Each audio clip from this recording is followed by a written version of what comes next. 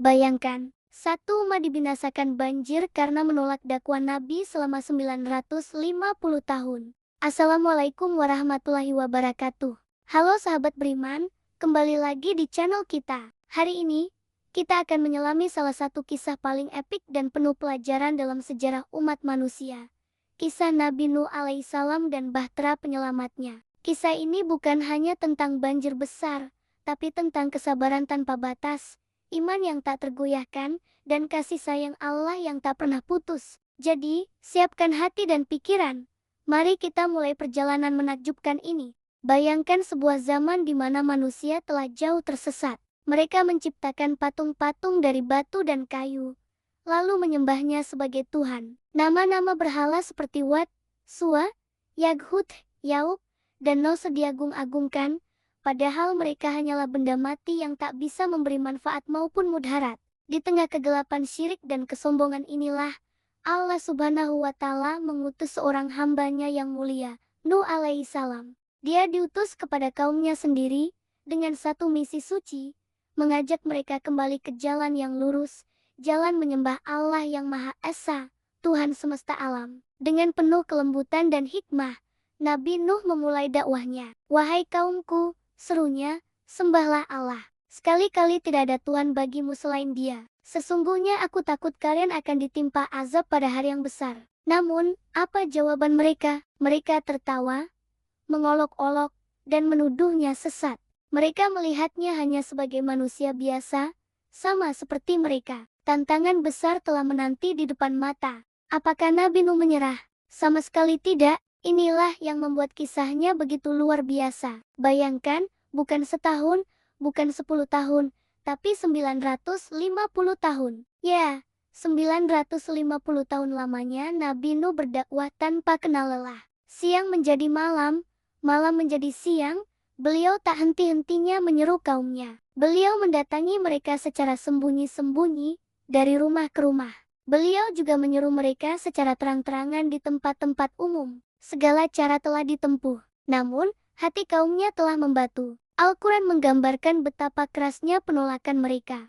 Setiap kali Nabi Nuh berdakwah, mereka justru memasukkan jari-jari mereka ke dalam telinga agar tidak mendengar. Tak cukup sampai di situ, mereka bahkan menutupkan pakaian ke kepala mereka, sebagai tanda kebencian dan penolakan total. Mereka tetap dalam kesesatan dan menyombongkan diri dengan keangkuhan yang luar biasa. Kesabaran Nabi Nuh benar-benar diuji hingga batas maksimal, sebuah kesabaran yang melampaui usia manusia normal. Penolakan paling keras datang dari para pemuka dan orang-orang kaya di antara kaumnya. Mereka, dengan segala kesombongan dan kekuasaan yang dimiliki, memandang rendah Nabi Nuh dan para pengikutnya. Mereka berkata, "Kami melihatmu tidak lain hanyalah seorang manusia seperti kami. Dan kami tidak melihat orang-orang yang mengikutimu melainkan orang-orang yang hina dina di antara kami yang beriman tanpa berpikir panjang." Mereka meremehkan para pengikut Nabi Nuh yang kebanyakan berasal dari kalangan orang-orang miskin dan lemah. Bagi para pembesar itu, kebenaran diukur dari status sosial dan kekayaan, bukan dari ketakwaan. Mereka bahkan menantang Nabi Nuh dengan angkuh, "Wahai Nuh, datangkanlah kepada kami azab yang kamu ancamkan itu. Jika kamu termasuk orang-orang yang benar." Mereka pikir ancaman azab dari Allah hanyalah bualan kosong. Mereka tidak sadar bahwa dengan ucapan itu, mereka sedang mengundang murka Tuhan semesta alam. Setelah berdakwah selama 950 tahun dengan kesabaran yang tak tertandingi, dan hanya segelintir orang yang mau beriman, Nabi Nuh sampai pada titik di mana beliau menyadari bahwa tidak ada lagi harapan bagi kaumnya.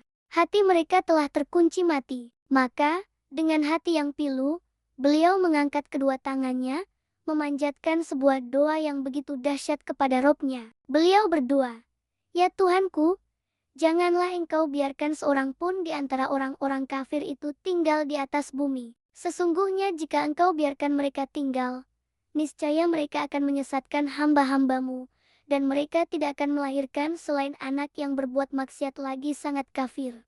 Doa ini bukanlah doa keputusasaan, melainkan sebuah pernyataan bahwa kerusakan mereka sudah tidak bisa diperbaiki lagi dan keberadaan mereka hanya akan menyebarkan lebih banyak kerusakan di muka bumi. Allah pun mengabulkan doa nabinya. Allah mewahyukan kepadanya, Sesungguhnya tidak akan ada lagi dari kaummu yang akan beriman selain orang yang telah beriman. Ini adalah akhir dari masa penangguhan. Pintu taubat bagi kaumnya telah tertutup rapat. Saat itulah perintah yang paling aneh dan tidak masuk akal bagi kaumnya turun dari langit. Allah memerintahkan Nabi Nuh untuk membuat sebuah bahtera, sebuah kapal raksasa. Yang lebih aneh lagi, perintah itu datang saat mereka berada di daratan yang kering kerontang, jauh dari lautan. Bisa dibayangkan bagaimana reaksi kaumnya? Setiap kali para pembesar kaumnya melewati Nabi Nuh yang sedang sibuk bekerja membangun kapal, mereka tertawa terbahak-bahak. Mereka mengejek, "Wahai Nuh, dulu kau seorang nabi. Sekarang kau jadi tukang kayu, membuat kapal di tengah padang pasir. Sungguh kau telah gila." Ejekan dan cemoohan tak henti-hentinya mereka lontarkan. Tapi Nabi Nuh, dengan keyakinan penuh kepada wahyu Tuhannya, hanya menjawab, "Jika kamu mengejek kami, maka sesungguhnya kami pun akan mengejekmu sebagaimana kamu sekalian mengejek. Kelak kamu akan mengetahui siapa yang akan ditimpa azab yang menghinakan dan siapa yang akan ditimpa azab yang kekal." Beliau terus bekerja, memotong kayu, membentuk papan, di bawah pengawasan dan petunjuk langsung dari Allah. Akhirnya, bahtera raksasa itu pun selesai. Lalu datanglah perintah selanjutnya dari Allah.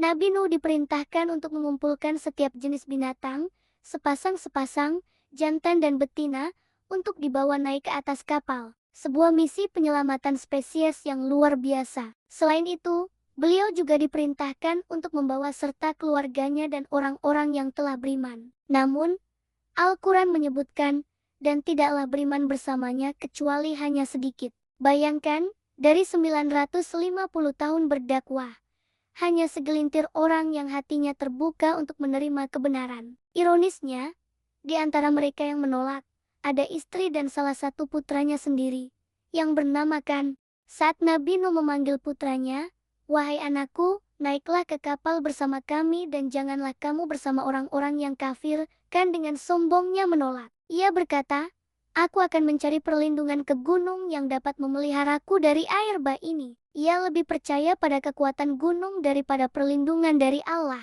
Ketika semua yang beriman dan pasangan hewan telah berada di dalam bahtera, tanda-tanda azab pun dimulai. Allah berfirman, "Maka kami bukakan pintu-pintu langit dengan menurunkan air yang tercurah, dan kami jadikan bumi memancarkan mata air. Bukan sekadar hujan biasa, air turun dari langit dengan derasnya, dan pada saat yang sama, air menyembur keluar dari setiap celah di perut bumi. Dua sumber air raksasa bertemu dan menciptakan banjir yang belum pernah ada tandingannya. Dalam sekejap, daratan berubah menjadi lautan yang bergelombang dahsyat. Gunung-gunung yang tadinya menjulang tinggi pun mulai tenggelam. Nabi Nuh melihat putranya, Kan, terombang-ambing berusaha menyelamatkan diri. Dengan kasih sayang seorang ayah, beliau sekali lagi memanggilnya.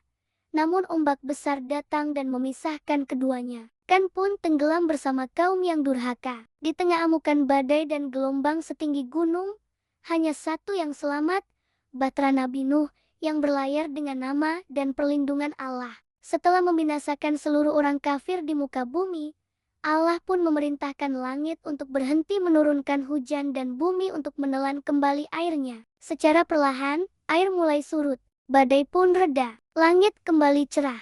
Dan bahtera yang agung itu, setelah mengarungi lautan banjir, akhirnya berlabuh dengan selamat di atas bukit Judi. Perintah pun datang, "Wahai Nuh, turunlah dengan selamat sejahtera dan penuh keberkahan dari kami atasmu dan atas umat-umat yang akan lahir dari orang-orang yang bersamamu." Nabi Nuh, keluarganya, para pengikutnya yang setia, dan seluruh binatang turun dari kapal untuk memulai sebuah peradaban baru di bumi yang telah disucikan. Mereka adalah cikal bakal umat manusia yang baru.